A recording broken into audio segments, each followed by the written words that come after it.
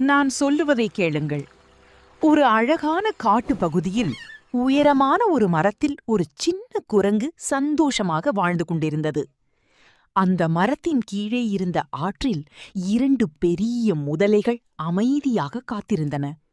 இந்த குரங்கு கீழே வந்தால் நமக்கு நல்ல விருந்து என்று அவை நினைத்தன.